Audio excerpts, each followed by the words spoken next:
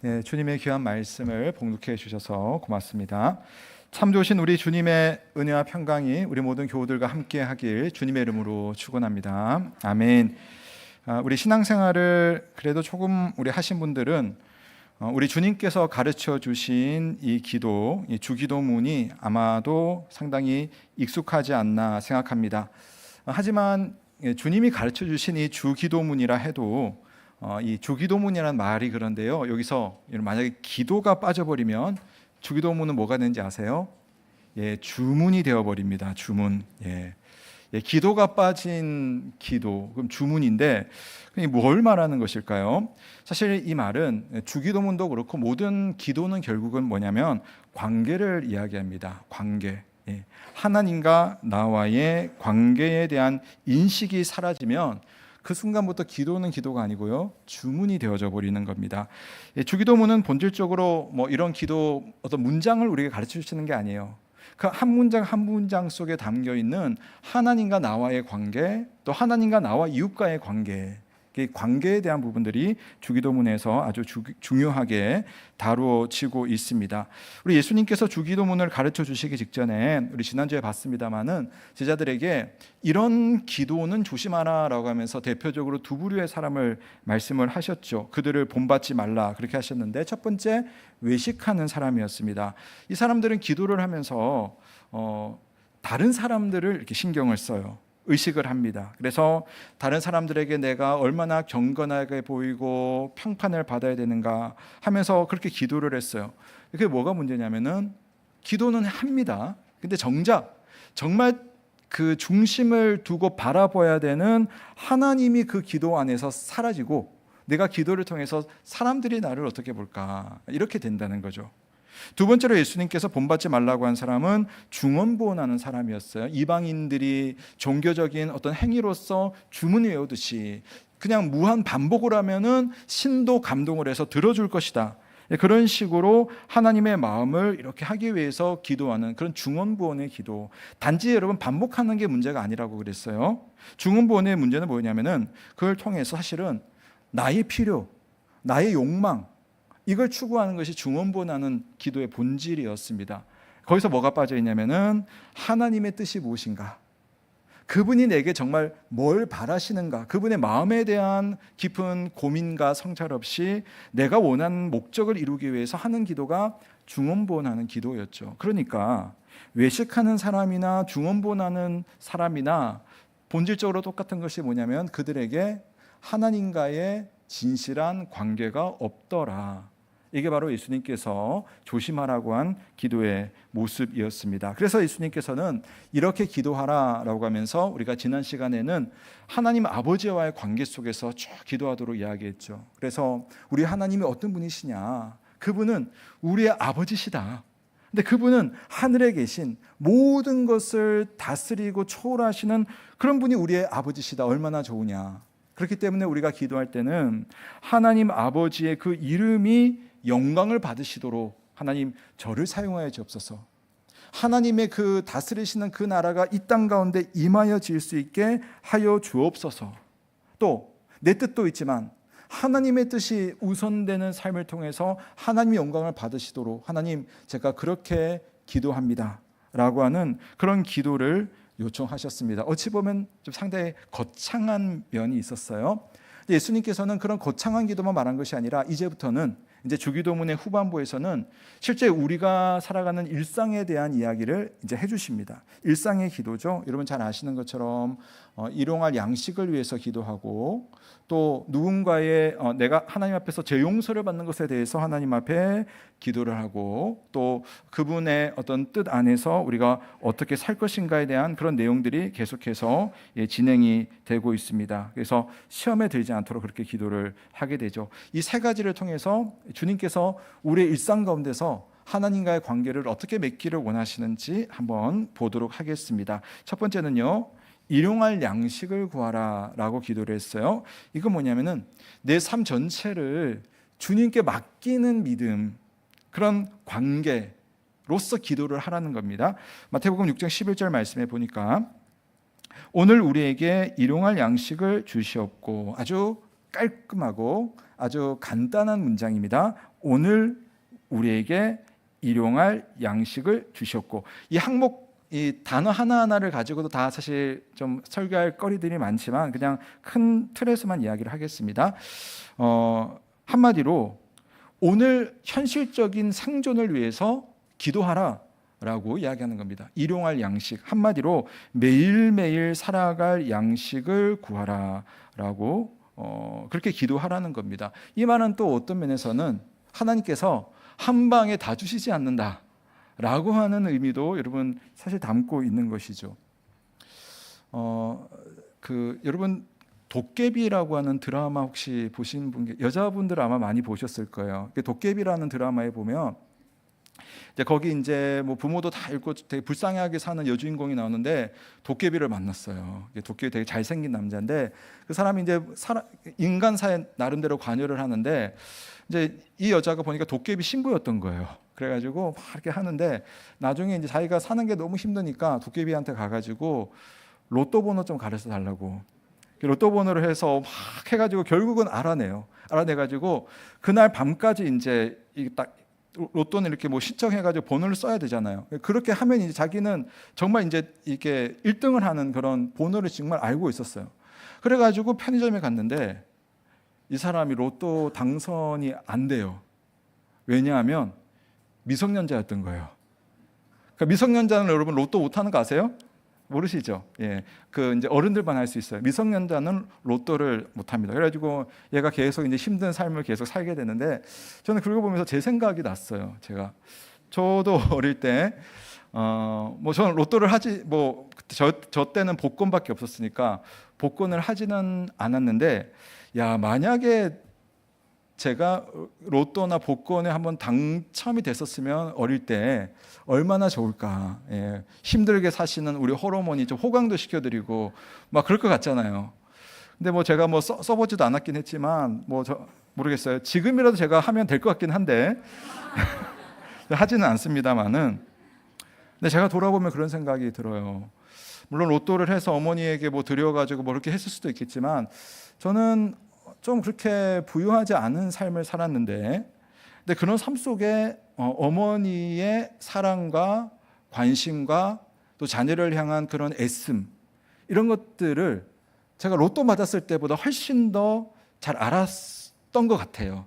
그렇기 때문에 어머니가 나에게 아침밥 하나 이렇게 차려주시기 위해서 얼마나 일찍 일어나시는지, 그 손님들 속에서 또 저녁 차리려고 해가지고 일부러 제상만 따로 차려가지고 이렇게 해주시는 그런 어떤 삶의 그런 모습들을 보면서 내가 사랑을 받고 사는구나. 그러니까 관계가 형성되는 그런 면들이 있었다는 거죠. 하나님은 분명히 하실 수 있어요. 한 번에 여러분의 삶을 해결해 줄 수 있는, 한 분의 여러분의 육신을 완벽하게 해결해 주실 수 있는 능력이 왜 없겠습니까? 근데 물론 해줄 수도 있지만 하지 않을 때가 더 많죠. 그때 우리가 어떻게 기도를 하겠습니까? 하나님 원망하십니까? 하나님 왜 나에게 한 번에 해결해 주시지 않습니까? 우리가 할 수 있는 것은 주님이 가르치신 것처럼 오늘 하루를 살아갈 힘을 달라고, 일용할 양식을 달라고 기도를 하는 겁니다. 이스라엘 백성들이 예수님의 말씀을 들을 때 아마 옛날 기억이 났을 거예요. 자기 조상들이 이집트를 탈출해서 38년 동안 사막 생활을 합니다. 그 사막 생활을 하는 동안 농사를 지을 수 있나요? 음식이 공급이 되나요? 그들이 공급되었던 음식은 바로 하나님께서 매일마다 내려주시는 만나였어요. 만나를 바라보면서 매일매일 하나님 앞에 나아가서 딱 먹을 것만큼만 가져와서 먹는 그런 생활을 38년 동안 했습니다. 38년 동안 하나님께서 이 백성들과 뭘 하셨습니까? 내가 너에게 줄 게 없어서 그냥 하루 조금씩 줄게, 이게 아니지 않았어요. 내가 너의 하루를 책임지고 싶구나. 내가 너의 지금의 고민 속에 함께하고 싶구나. 내가 너와 이 길을 매일매일 함께 걸어가며 너의 길을 인도해 주고 싶구나 하는 것이 바로 주님의 마음인 거죠. 일용할 양식을 기도하라고 하는 이 예수님의 기도는 왠지 야속한 기도가 아니라 우리가 하나님과 얼마나 친밀한 관계 속에 오늘 하루를 그리고 내일을 매일을 살아갈 수 있는가를 보여주는 하나님의 특별한 은혜라는 사실을 믿으시기를 바랍니다. 이번 주간 새벽에 우리가 예레미야서 말씀을 읽었는데 2장 13절 말씀에 이런 표현들이 있었어요. 내 백성이 두 가지 악을 행하였나니 곧 그들이 생수의 근원되는 나를 버린 것과 스스로 웅덩이를 판 것인데 그것은 그 물을 가두지 못할 터진 웅덩이들이니라. 하나 이건 좀 약간 은유적인 표현이었어요. 이제 유다 백성들이 나라가 멸망하고 바벨론의 포로로 잡혀가게 된 겁니다. 근데 왜 포로로 잡혀가게 되었는가에 대한 이유를 여기 설명을 했어요. 두 가지를 이야기했는데 생수의 근원되는 나를 버린 것과 스스로 웅덩이를 판 것이래요. 그러니까 이게 뭘 말하냐면은 그 당시 유다 백성들이 자기들은 나라가 힘든데 주변의 나라를 보니까 저 나일강에 있는 이집트가 부강해요. 유프라테스 강에 있는 바벨론이 강력한 힘을 가지고 있어요. 우리는 뭔가 싶어서 눈이 돌아가는 겁니다. 그래서 그 나라 백성들이 섬기는 신에게도 마음이 가고 그 나라 사람들이 살아가는 삶의 방식대로도 한번 살아보고 싶어요. 나도 명품 걸치고 살아보고 싶다. 이런 마음 왜 있지 않겠습니까? 그래서 그들이 가지고 있는 그 물의 풍성함이 보이는 거예요. 그런데 오늘 예레미야가 이런 이야기를 하는 겁니다. 너희들은 흐르는 물은 볼 줄 알지만 그 물의 근원은 보지 못하는구나. 유프라테스 강과 나일강의 풍요함은 보지만 유프라테스 강을 만들고 나일강을 만들어내신 하나님은 왜 못 보고 있느냐 라고 말씀하는 겁니다.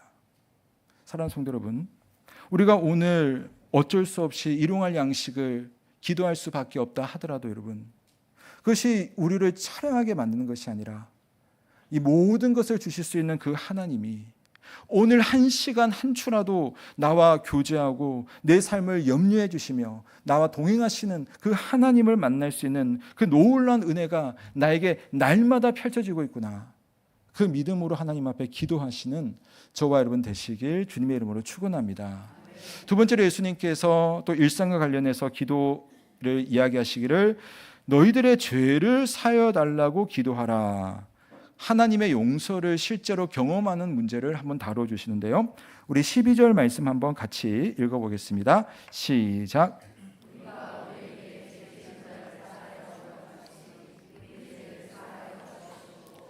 네, 우리의 죄를 사하여 주시옵고, 사실 이 주기도문의 초점은 사실 이겁니다. 우리가 하나님 앞에 날마다 나아가서 죄 용서를 받으라. 물론 여러분 우리가 예수 그리스도 안에서 모든 죄가 다 용서를 받았어요. 몸이 깨끗해졌습니다. 그러나 여러분 우리가 외출하고 나오면은 손과 발을 씻는 것처럼 예수님께서도 하나님 앞에 나아가서 우리가 일상적으로 짓는 죄에 대해서 용서받을 것을 기도하라고 이야기하고 있습니다. 사랑하는 성도 여러분, 여러분 하나님 앞에 기도할 때에 여러분의 하루의 삶 가운데 있었던 일들 가운데서 내가 누군가에게 지었던 죄, 생각, 말, 이 문제를 가지고 여러분 얼마나 하나님 앞에서 회개하고 그분은 우리를 용서하기 원하시는데 그 용서의 자리를 여러분 얼마나 나아가는 그런 기도를 하고 있습니까? 하나님은 우리 일상 속에 참여하셔서 우리를 돌보시기 원하는데 우리는 얼마나 아무 일도 없는 것처럼 얼굴을 싹 가려버리면서 그렇게 살고 있습니까? 또 하나 신비스러운 주님의 기도의 가르침이 뭐냐면은 우리가 우리의 죄를 사여달라고 기도할 때에 그 앞에 보면 우리에게 죄 지은 자를 사여 준 것 같이 우리 죄를 사여 주옵소서라고 기도하라고 가르치고 있습니다. 오해하시면 안 되는 부분인데 여러분 이걸 보면서 우리가 누군가를 용서해야지 하나 용서하면 하나 용서받는구나 이런 식으로 여러분 대응하시는 게 아니에요. 이건 죄 용서를 받는 조건을 말하는 것이 아닙니다. 사실은 그 반대 이야기를 하는 건데 주님이 좀 강조를 하는 겁니다. 뒤에도 14절과 15절에도 좀 이따가 볼 거고 또 나중에 마태복음 18장에도 여러분 자세하게 볼 텐데 예수님께서는 계속 누군가를 용서하는 삶에 대해서 강조를 해요. 왜 그렇게 강조할까요? 용서가 잘 안 되니까 강조하는 겁니다. 그리고 우리가 하나님의 용서를 받을 때는 누군가를 용서하는 기도를 곁들여서 하라고 이야기를 하는 겁니다. 우리 한번 14절 15절 보세요. 제가 읽어드릴게요. 너희가 사람의 잘못을 용서하면 너희 하늘 아버지께서도 너희 잘못을 용서하시려니와 너희가 사람의 잘못을 용서하지 아니하면 너희 아버지께서도 너희 잘못을 용서하지 아니하시리라. 사실 우리는 용서를 다 받았어요. 주님 앞에서. 그러나 진짜 용서를 받은 사람이라면 그 용서의 증거와 향기가 나타나는 겁니다. 제가 지난주에 말씀드렸는지 모르겠는데 제가 친한 친구들이랑 쫙 지내다가 그 친구 집에 딱 들어가면은 그 친구 냄새가 나요. 향기가 나요. 그러니까 밖에서 이렇게 친구랑 있으면은 그 아이만이 풍기는 그 독특한 그런 게 있는데 그 집에 가면 집안에서 그런 냄새가 나거든요. 그 집안이 가지고 있는 어떤 향이 그 아이의 어떤 생활 가운데서도 이렇게 나타나는 것처럼 우리가 하나님 나라의 백성이고 하나님의 자녀라고 한다면 그 자녀됨이 무엇입니까? 하나님의 영원한 용서잖아요. 용서로 우리는 하나님의 백성이 된 겁니다. 그러면 그 용서의 분위기에서 살고 있는 사람에게 자연스럽게 나타나는 것이 무엇이겠습니까? 타인을 향한 용서의 마음이 자연스럽게 나타난다는 거죠. 물론 우리가 완벽하지는 않을 겁니다. 천국에서 완벽해지겠죠. 그러나 그 천국에 가기 전까지 우리가 이 땅의 삶 속에서 하나님의 은혜를 받은 사람처럼 하나님의 은혜가 흘러가는 삶을 살게 해 주옵소서라고 기도를 하는 겁니다. 여러분, 우리의 신앙생활은요, 그냥 하나님과 나와의 수직적인 그런 관계만 끝나는 것이 아니에요. 수직으로 받은 은혜는 수평적인 순환을 통해서 하나님의 은혜가 드러나는 겁니다. 그런 하나님의 은혜스러운 삶이 여러분의 삶이 될 수 있기를 주님의 이름으로 축원합니다. 마지막 세 번째로 주님께서는 이런 기도를 하라고 하네요. 시험에 들지 않도록 기도하라. 하나님 앞에 좀 도와달라는 기도를 하라는 거죠. 우리 13절 말씀 한번 같이 읽어보겠습니다. 시작. 우리를 시험에 들게 하지 마시옵고. 아멘. 자, 성경에는 이제 괄호 뒤에 괄호가 있는데 괄호 부분 빼고 이 부분만 오늘 보도록 하겠습니다. 자, 이것은 어찌 보면은 우리를 흔드는 또 영적인 전쟁에 대한 이야기를 다루고 있어요. 그러니까 거창하게 영적 전쟁이라고 하지만 그냥 여러분의 일상 속에서 여러분을 넘어뜨리게 하고 생각을 어그러뜨리게 하고 하나님의 백성이라 하면 하지 않을 그런 일들을 하게 만드는 그런 모든 것들을 시험이라고 할 수가 있겠죠. 사탄은 우리를 시험에 들게 하려고 얼마나 애를 쓰는지 모릅니다. 사실 예수님에게도 시험은 찾아왔죠. 예수님이 처음 세상에 나올 때도 사탄의 시험이 있었고 예수님이 살아가는 순간순간마다 모든 것이 사탄이 정면에 딱 나타나진 않지만 예수님을 넘어뜨리기 위한 얼마나 많은 사람들과의 논쟁이 있었고 괴롭힘이 있었고 그런 어떤 그 나쁜 말들이 예수님 앞에 들려왔습니까? 그때마다 예수님 어떻게 하셨죠? 기도하셨습니다.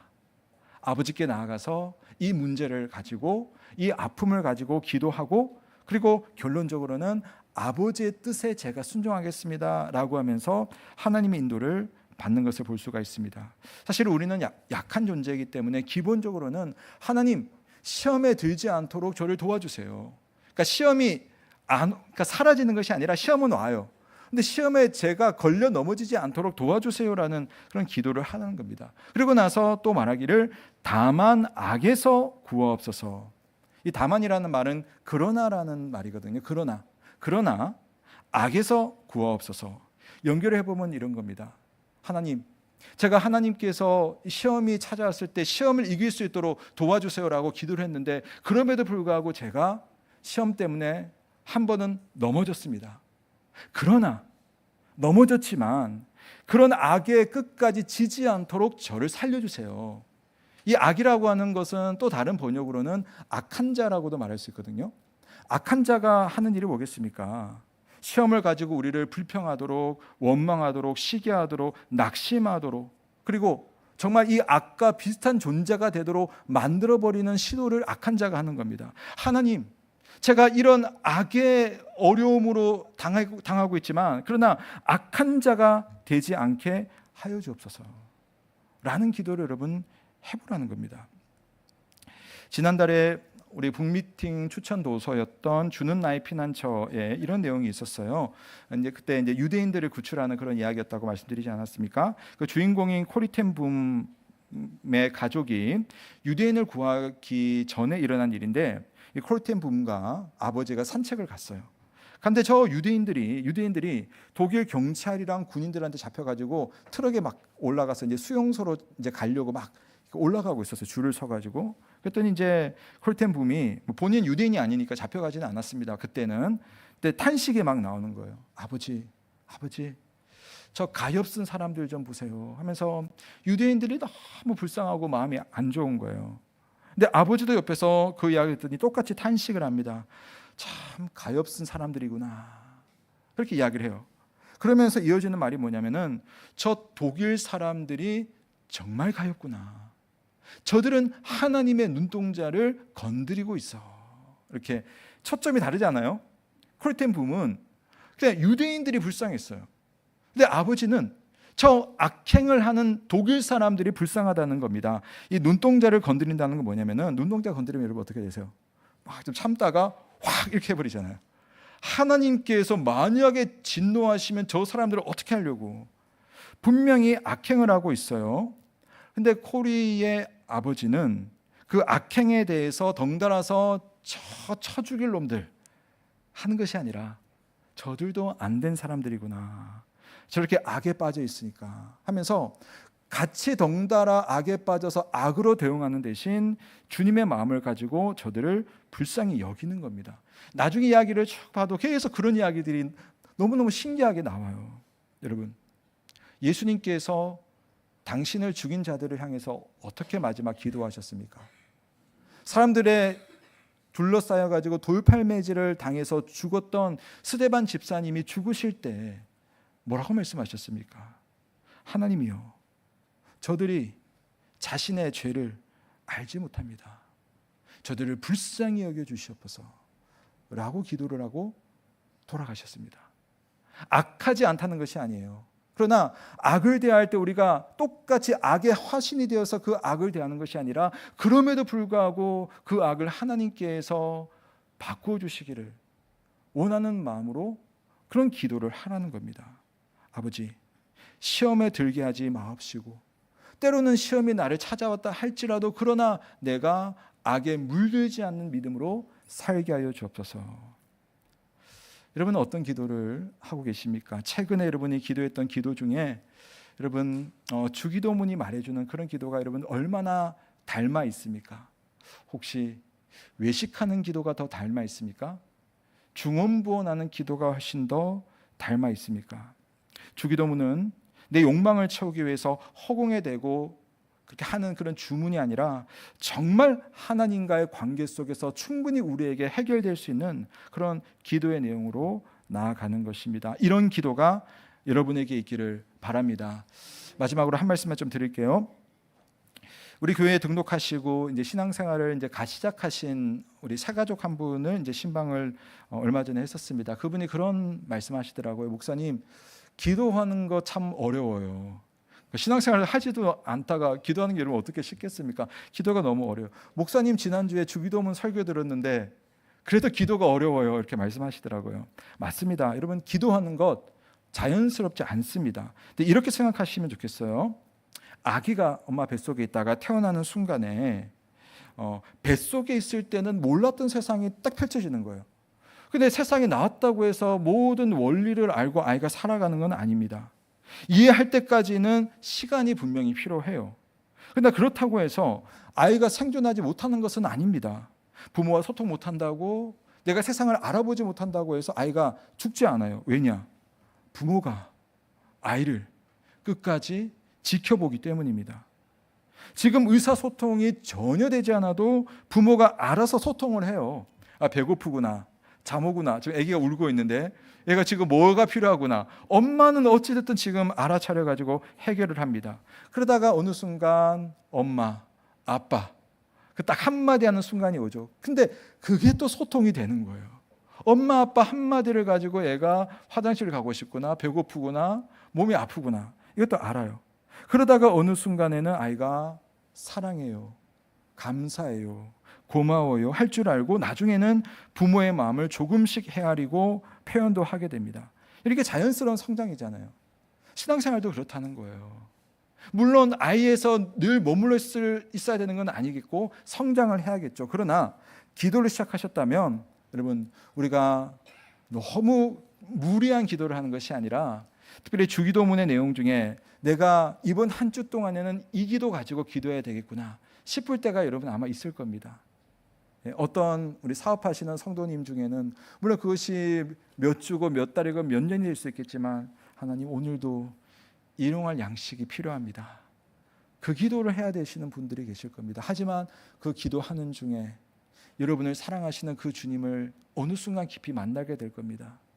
하나님 아버지 지금 너무나 제가 일하는 일터가 혼란스럽습니다. 하나님 이곳에 하나님의 나라가 임하여 주시고 당신의 뜻이 이루어지게 하여 주옵소서. 그런 기도를 하다 보면 내가 이 순간에 어떻게 대처해야 될지를 어느 순간 알게 되는 순간이 오는 겁니다. 대단한 기도, 모든 기도를 할 것이 아니라 오늘 드려야 되는 그런 기도가 여러분들에게 있을 겁니다. 어떤 분은 이번 한 주간을 살면서 죄와 직면하는 분들이 계실 겁니다. 하나님, 저를 죄에 빠지지 않도록 또 악에 물들지 않도록 지켜주옵소서. 그 기도를 붙들고 살아가면서 우리는 주님이 나를 어떻게 돌보시는지를 발견하게 될 것입니다. 오늘 이 주기도문, 우리가 이 기도문의 한 구절 한 구절을 하나하나 붙들고 살아가면서 우리 속에 정말 우리와 함께 하시고 우리와 돌보시고 우리의 목소리를 들으시는 그 주님을 만나시는 저와 여러분 되시길 주님의 이름으로 축원합니다. 기도하겠습니다. 하나님 아버지, 오늘